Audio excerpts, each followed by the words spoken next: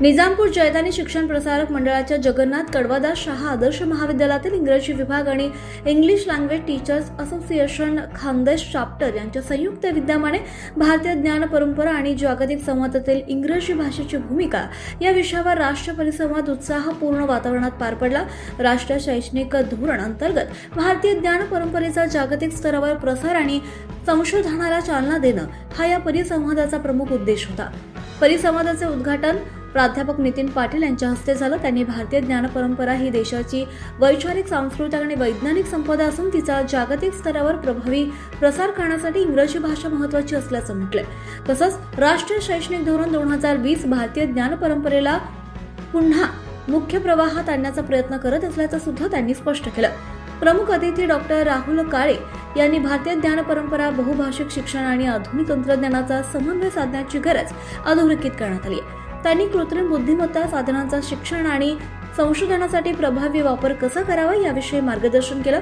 महाविद्यालयाचे प्राचार्य डॉक्टर अजित कुमार जयस्वाल यांनी प्रास्ताविकातून विद्यार्थ्यांच्या सर्वांगीण विकासासाठी अशा शैक्षणिक उपक्रमांचं महत्त्व विशद केलं. परिसंवादात डॉक्टर दिनेश पाटील यांनी भारतीय ज्ञान परंपरेतील वेद, उपनिषदे, आयुर्वेद, योग, गणित आणि तत्वज्ञानाचा आधुनिक संदर्भ मांडला.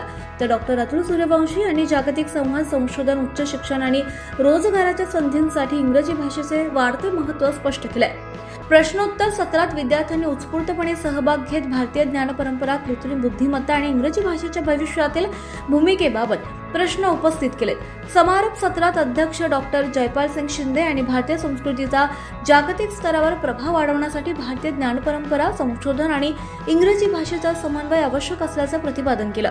कार्यक्रमाच्या यशस्वी आयोजनासाठी इंग्रजी विभाग प्रमुख डॉक्टर अजबराव आर इंगळे, प्राध्यापक संतोष धनदेदार विसरवाडी, महाविद्यालयातील शिक्षक, शिक्षकेतर कर्मचारी, विद्यार्थी, स्वयंसेवक तसेच ALTA खानदेश चॅप्टरच्या पदाधिकाऱ्यांनी विशेष परिश्रम घेतले. हा परिसंवाद विद्यार्थी, संशोधक आणि शिक्षकांसाठी ज्ञानवर्धक आणि प्रेरणादायी ठरलाय.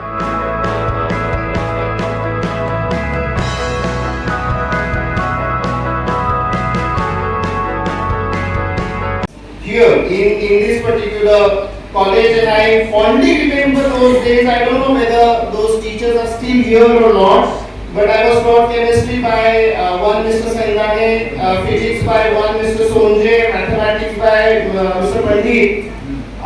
Then there was a lady who used to teach Pandit Jadhav, and there's one lady who used to teach biology. Yes, Upadhyay madam. So these were my teachers. My Marathi teacher was Mr. Dakuste. My English teacher was Vani sir. So yeah, so I fondly, as the foreign part is concerned, I went to some of the American universities to teach them, not to learn anything from them, and I could be of that, I could achieve that thing because I took my education here. So this is, I mean, a proud moment for me. It's a kind of homecoming for me, and this is also an indication that I'm growing old because